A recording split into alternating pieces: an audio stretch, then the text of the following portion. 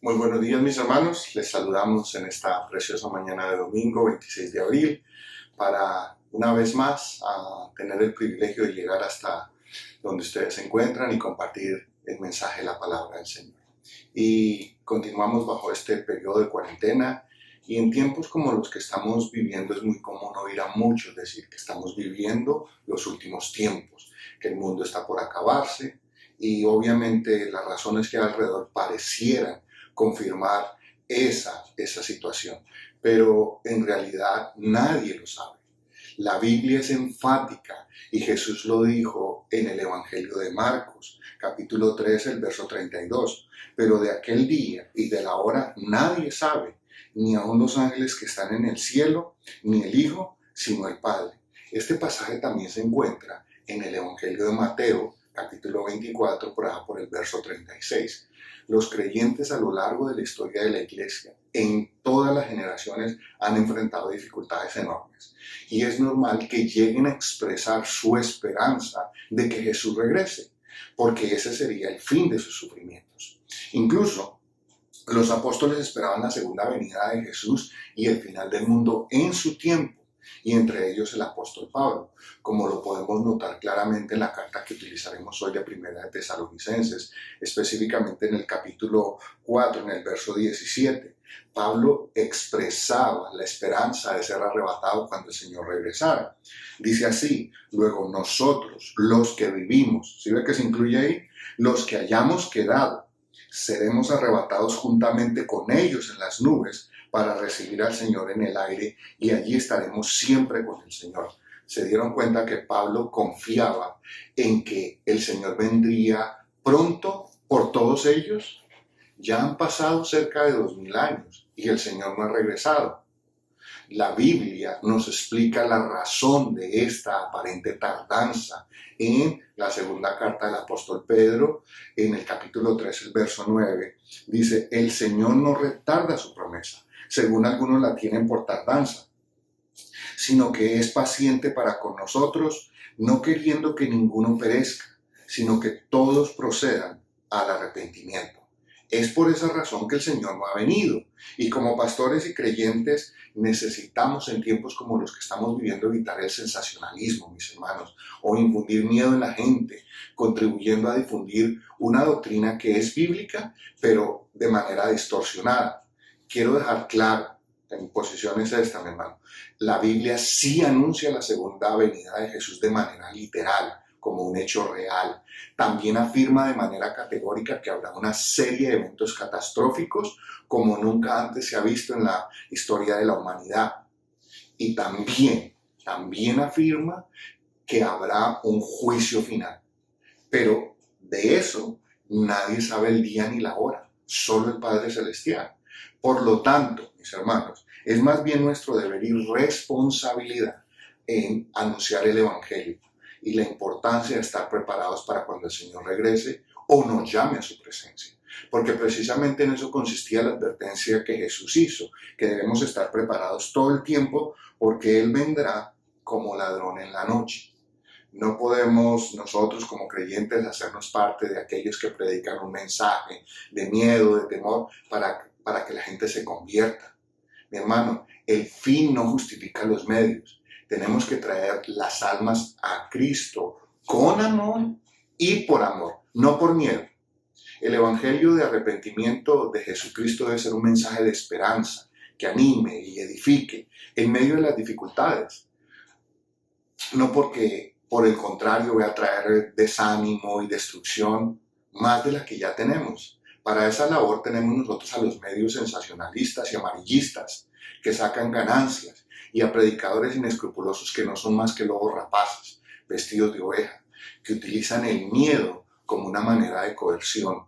Nosotros como pastores y creyentes no debemos formar parte de ellos. Nuestra labor es animarnos y edificarnos unos a otros a través del mensaje de redención de Dios. Por esta razón, en el sermón de hoy continuaremos examinando el Nuevo Testamento para revisar aquellas frases que hablan de los unos a los otros. Y para ello quiero invitarles a que abran sus Biblias en Primera de Tesalonicenses, el capítulo 5, el verso 11. y veamos la doble exhortación que allí el apóstol Pablo nos hace, de animarnos y edificarnos unos a otros. Porque primero que todo el Evangelio es un mensaje de ánimo. Segundo, es un mensaje de edificación. Y ha de ser el trabajo continuo del creyente, con el propósito de que llevemos las almas a Cristo, con un mensaje de amor, transformación y redención. Así que lo invito a que en esta mañana escuche o escuchemos lo que el Señor nos quiere decir. Y al igual que lo hice la semana pasada, quiero utilizar, como solo voy a utilizar un verso para predicar en esta mañana, quiero utilizar ese mismo verso 3 veces, sacado de 3 versiones diferentes de la Biblia. Y la primera que quiero utilizar en esta mañana es la Reina Valera del 60, la cual es la Biblia que normalmente nosotros, los cristianos evangélicos, usamos como nuestro texto base para las predicaciones. Y en la Reina Valera dice así: por lo cual, animaos unos a otros y edificaos unos a otros, así como lo hacéis. Así que, mi hermano, el Evangelio, primero que todo, nos vamos a concentrar en la primera parte de este verso. El Evangelio es un mensaje de ánimo mutuo. Déjenme darles por un momento el contexto de este pasaje, porque no quiero partir sin darles algo del contexto. El apóstol Pablo habla en el capítulo 4 de esta carta acerca de cuál ha de ser la manera en que los creyentes debían vivir en medio de una sociedad consumida por el pecado y cómo ellos tenían la responsabilidad moral y espiritual de ser diferentes tanto en palabras como en acciones. Y por eso los exhorta a apartarse de todo tipo de conductas pecaminosas. Y allí da una breve lista de conductas pecaminosas y entre ellas están las conductas sexuales perversas. Hace un llamado a los esposos y a las esposas a que sean fieles y hace un llamado general a los hermanos a no engañarnos o hacernos mal los unos con los otros, entre muchas otras recomendaciones que allí. Y inmediatamente continúa llamándonos a que nosotros como creyentes fuimos llamados a santidad y no a inmundicia. Así que, y para concluir ese capítulo, habla acerca de la venida de Jesús, y lo que acontecerá cuando este hecho maravilloso suceda. Así que, mis hermanos, los creyentes, cuando enfrentamos dificultades serias, la primera reacción es querer salir de dicha dificultad lo más rápido posible. Pero no solo el creyente, cualquier persona que enfrenta una dificultad, su primera reacción es salir lo más pronto posible. Tendemos a decir, Señor, sácame de este problema, Señor, quítame este dolor. Es una reacción natural. Pero si no, déjenme preguntarles en esta mañana, ¿cuándo quieren ustedes que termine esta situación que estamos viviendo? La respuesta es ya. Es inmediato, queremos salir de esta situación. ¿Por qué? Porque queremos volver a salir a la calle, queremos volver a estar con nuestros seres amados, congregarnos en las iglesias, queremos que esto termine. Y en este caso, para los creyentes, la segunda venida de Cristo es la solución a todos esos problemas. Pero la pregunta que surge aquí es, ¿qué pasa si todavía no viene? Es por eso que los creyentes debemos animarnos unos a otros en tiempo de dificultad, porque no sabemos a ciencia cierta si estamos viviendo los últimos tiempos o todavía no, pero tenemos que seguir viviendo y animándonos. Así que las dificultades tienen esa virtud de hacernos más fuertes, más recursivos y también permite que nuestra fe en Dios crezca. El oro solo logrará su mayor pureza cuando es sometido a las más altas temperaturas. Las dificultades templan el carácter en el ser humano, al igual que el fuego templa el metal. Y no debe ser un mensaje, por esa razón el mensaje del Evangelio debe ser esas noticias de ánimo y esperanza en medio de las dificultades que la vida constantemente nos plantea. Miren, mi hermano, no todas las veces Dios correrá a sacarnos de las dificultades. A veces es necesario que, como a Misael, Ananías y Azarías, los amigos de Daniel, ¿recuerda? Tengamos que pasar por el horno de fuego, así como ellos lo hicieron. Cuando yo leí ese pasaje, siempre me preguntaba, ¿Y por qué Daniel fue librado del horno? Después de un tiempo aprendí que años más tarde Daniel pasaría por el foso de los leones.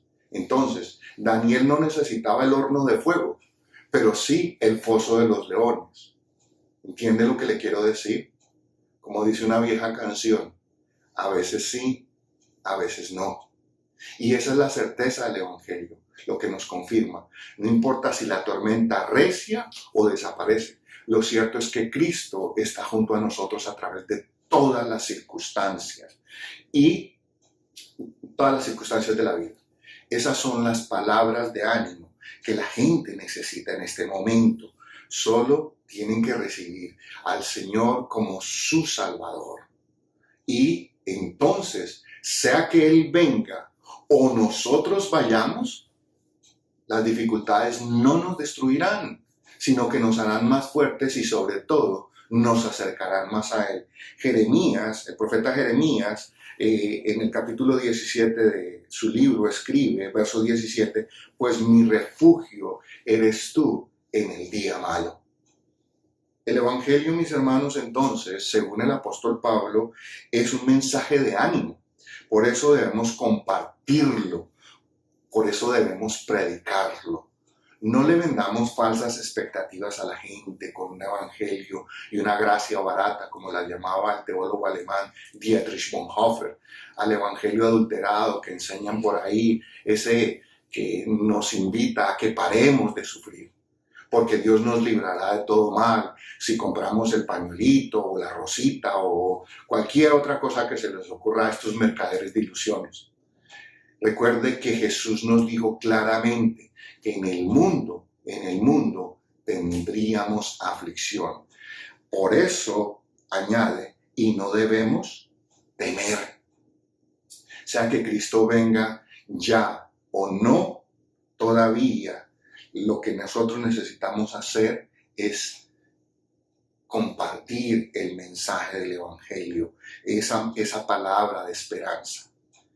Es interesante que la palabra que Pablo utiliza aquí para animarnos es una palabra griega de la cual proviene el título que Jesús le da al Espíritu Santo, que es el Paracleto, que es el Consolador, es aquel que se para a tu lado en tiempo de dificultad.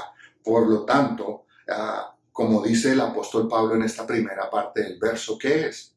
Que nos animemos unos a otros, es decir, nos paremos al lado de los que sufren y suframos con ellos y lloremos con ellos. De esa manera nosotros estaremos dando ánimo a estas personas y el ánimo se tiene que dar de verdad y con amor. Vuelvo a leerle el verso que estamos predicando en esta mañana, en el que estamos meditando, y ahora se lo voy a leer de la Nueva Traducción Viviente. Y ahora nos vamos a enfocar en la segunda parte de este verso. Dice, así que aliéntense y edifíquense unos a otros, tal como ya lo hacen. Así que el Evangelio, aparte de ser un mensaje de ánimo, es un mensaje de edificación mutua.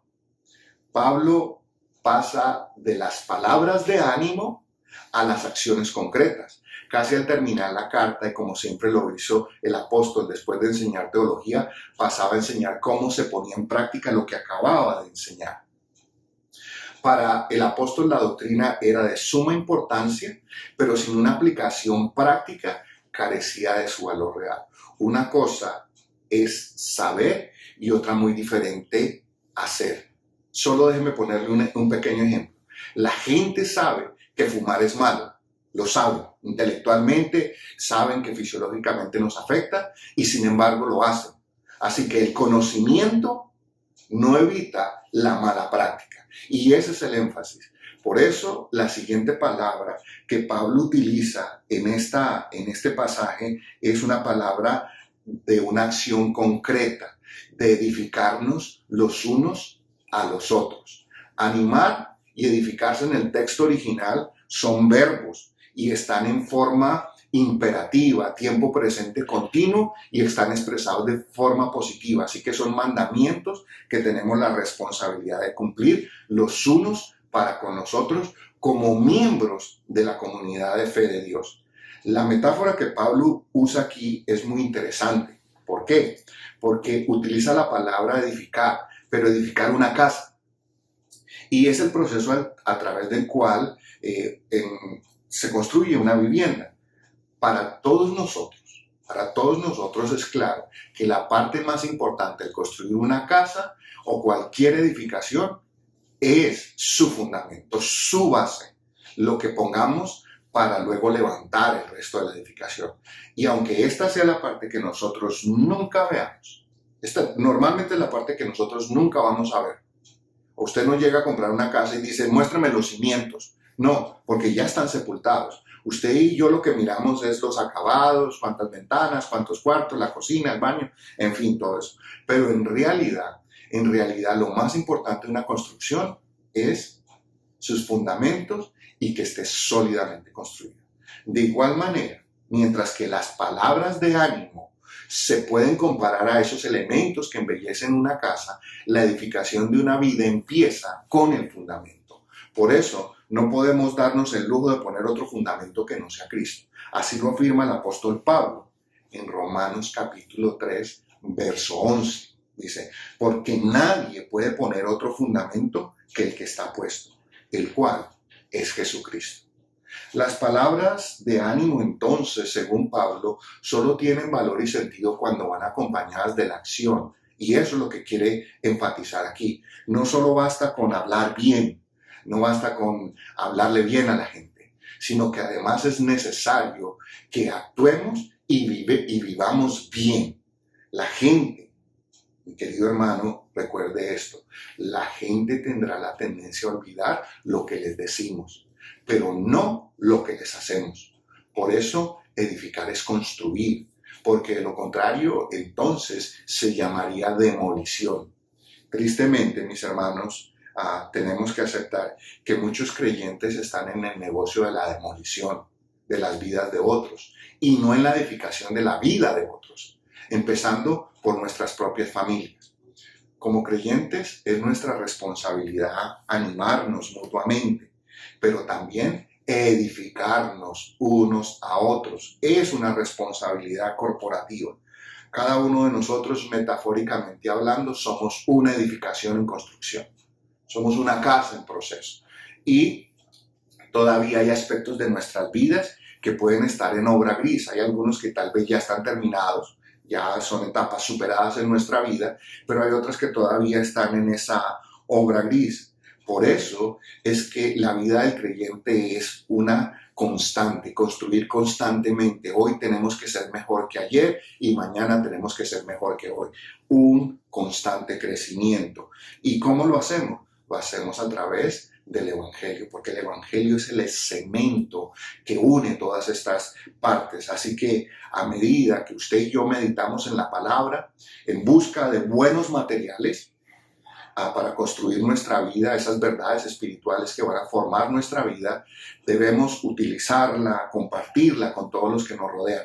Pero una recomendación, mi hermano, antes de aplicarle una verdad bíblica a alguien, tenemos que estar seguros de que ya está bien cimentada en nuestra propia vida. De lo contrario, estamos siendo hipócritas porque queremos que los demás hagan algo que nosotros no hemos empezado ni siquiera a hacer. Así que edificamos y somos edificadores. ¿Por medio de qué? De la palabra de Dios. Pero no olvidemos que el único fundamento sólido es Cristo. Nada más, pero tampoco nada menos. Esa es la base. Y quiero leerle por la tercera vez en esta mañana el mismo verso para que nos concentremos en la última parte del verso. Y ahora lo voy a leer de la Nueva Versión Internacional. Dice así: por eso, anímense y edifíquense unos a otros, tal como lo vienen haciendo. ¿Notaron? Pablo entendía que cada creyente tenía una responsabilidad individual. Así que Predicar y vivir el Evangelio es trabajo del creyente. Pablo veía esa responsabilidad individual y una responsabilidad comunal como parte de la relación del creyente con Cristo.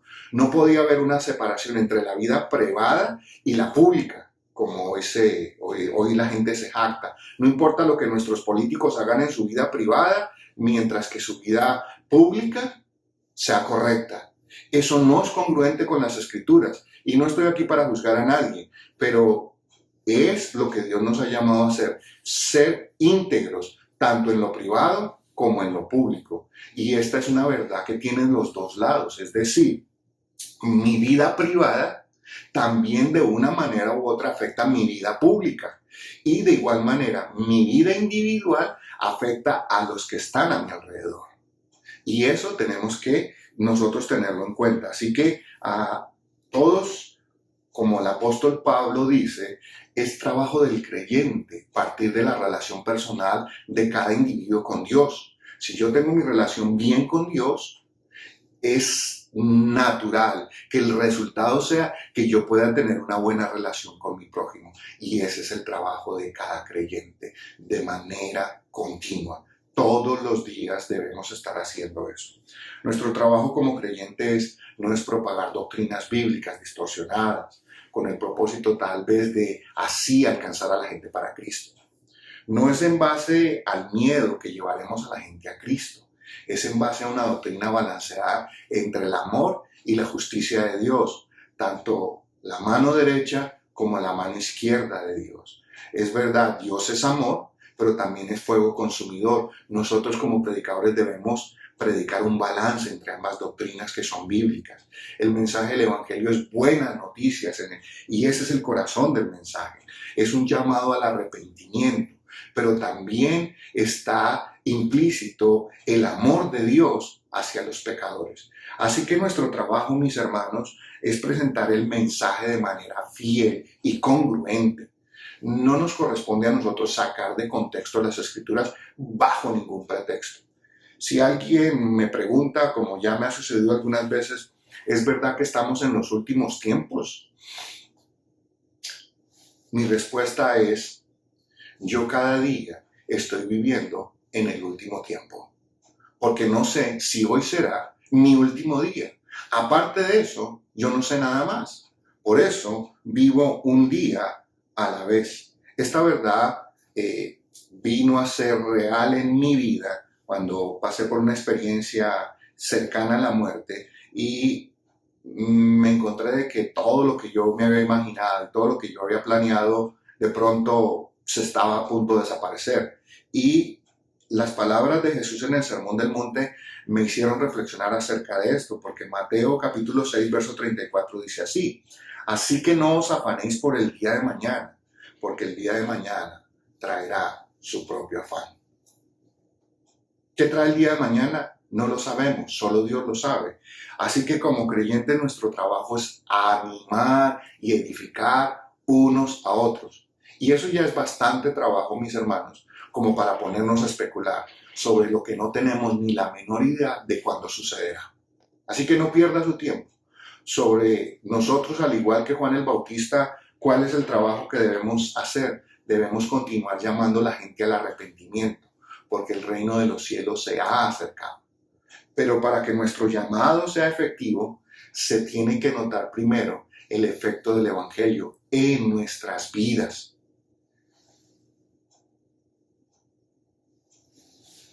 Si la memoria no me falla, Francisco de Asís solía decir que nosotros debíamos predicar el Evangelio todo el tiempo y solo si era estrictamente necesario usáramos palabras. Y usted sabe lo que entonces esta ilustración significa.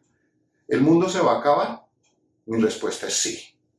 ¿Vendrá Cristo por segunda vez literalmente? Mi respuesta es sí. ¿Por qué? Porque así lo afirma la palabra de Dios, en la que yo creo y en la que nosotros creemos. ¿Cuándo sucederá esto?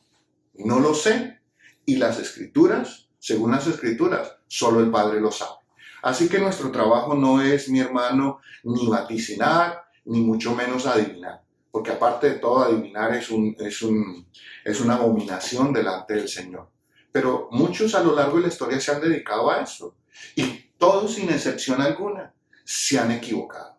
Nadie sabe el día ni la hora. Nosotros deberíamos aprender de esas lecciones. No estamos aquí para ponerle fechas. Nuestro trabajo como creyentes no es solo en tiempo de dificultad, sino en todo tiempo. Animarnos unos a otros, edificarnos unos a otros. Y hoy tenemos una gran oportunidad de animarnos y edificarnos. Pero la única manera efectiva para animarnos y edificarnos es predicando la palabra de Dios. Y ese sí es nuestro trabajo como creyentes. En medio de esta dificultad que estamos viviendo, aparte de todas las posibles preocupaciones que ya usted pueda tener en su vida, la mayor preocupación, y quiero, antes de decir esto, quiero pedirle por favor que no me tome fuera de contexto y que no me tome como una persona insensible. La mayor preocupación no es si morimos de este virus, porque todos, de una manera u otra, un día moriremos. Esa es la estadística más exacta que hay en el mundo. 100% de las personas que nacen, 100% que mueren. Así que a los que les gustan las estadísticas, ahí les dejo esto. Todos un día moriremos. El asunto no es si morimos bajo cualquier circunstancia. El asunto es si morimos sin haber recibido a Cristo como Señor y Salvador. Las Escrituras nos dicen en el libro de Hechos, capítulo 4, el verso 12, lo siguiente de manera enfática, de manera categórica. Y en ninguno otro hay salvación, porque no hay otro nombre bajo el cielo dado a los hombres en el que podamos ser salvos. Jesús también lo afirmó, que nadie, absolutamente nadie va al Padre sino a través de Él. Así que, mi hermano, no hay sino un solo camino para llegar al Padre, y es a través de Jesucristo, y a Él tenemos que entregarle nuestra vida. Así que, para terminar en esta mañana, quiero terminar haciendo dos preguntas. Una para los creyentes y una para los no creyentes. Para los que han recibido a Cristo como Señor y Salvador, son los que consideramos los creyentes.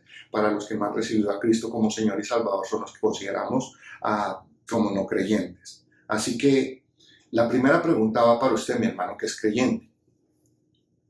Quiero que medite en ella en esta mañana. ¿A qué se dedica usted estos días de crisis? ¿A animar y edificar? ¿O a desanimar o demoler a todos cuantos le rodean? ¿Cómo está la situación en su casa en este momento, mi hermano creyente? Todas aquellas dificultades que tenía con su esposa, con sus hijos, ¿ha podido en el amor de Cristo restaurar, perdonar? ¿Significa que al salir de esta cuarentena su hogar va a salir más fortalecido, usted y todos los suyos habrán crecido espiritualmente? Entonces eso significa que usted se ha dedicado a animar y edificar. De lo contrario, usted se ha dedicado al negocio de la demolición. Y ese es un mal negocio, porque recuerde esto, que un día todos nosotros como cristianos entregaremos mayordomía de lo que Dios nos confió. Es a nuestra familia y a nuestros seres amados. Y esa mayordomía, sea buena o mala, rendiremos cuentas. Esa es la pregunta para usted, mi hermano creyente. Ahora va la pregunta para usted. El que no ha recibido a Cristo como Señor y Salvador, ¿qué está esperando? ¿A que se acabe el mundo? ¿O Cristo regrese por segunda vez? Porque si usted presencia el fin del mundo o es testigo de la segunda venida de Cristo, en cualquiera de estos dos casos, ya se le habrá hecho tarde, mi querido amigo o mi querida amiga. Por eso, en esta mañana, lo invito en que en lugar de correr para lado y lado desesperado, sin saber qué hacer en medio de esta crisis, le voy a decir un lugar a donde sí puede y debe correr. Corra a Cristo, caiga de rodillas ante sus preciosos pies y entréguele su corazón tal como está. Recuerde que hay una frase que dice por ahí que no hay lugar más alto que estar postrado a los pies de Cristo. Pídale en esta mañana con sus propias palabras que entre en su corazón, le perdone sus pecados y que lo anime y lo edifique a través de su palabra y de nosotros los que vendríamos a ser sus hermanos en la fe. Y puede estar seguro que hoy mismo Jesús vendrá a su vida. Así que ahí donde está, le invito a que incline por un momento su rostro y elevemos una breve oración delante de nuestro Padre Celestial. Amado Dios y Padre bueno, en esta mañana queremos agradecerte porque entendemos que tu palabra, el mensaje del Evangelio, es una palabra de ánimo y es una palabra de edificación. Y es nuestra responsabilidad como creyentes. Pero el único fundamento sobre el cual la podemos poner es Cristo Jesús. Yo te pido, mi Señor y Dios, que en este tiempo de dificultad, los que ya te tenemos como Señor y Salvador, no nos desesperemos y más bien traigamos una palabra de ánimo y de edificación a los que no te conocen todavía. Y aquellos que aún no te han recibido, ojalá que en esta mañana, al cerrar sus ojos y hacer una breve oración, tú entres en sus vidas, Señor. Y por eso sus vidas empiecen a cambiar y ser transformadas. Yo te pido, Jesús y Espíritu Santo, que estas palabras que hemos predicado queden grabadas en el corazón de todos los que nos han escuchado hoy. Y todo esto lo pedimos y te lo agradecemos en el precioso nombre de Cristo Jesús. Por eso concluyó en esta mañana diciéndole, ahora vayamos, animémonos y edifiquémonos unos a otros. Amén.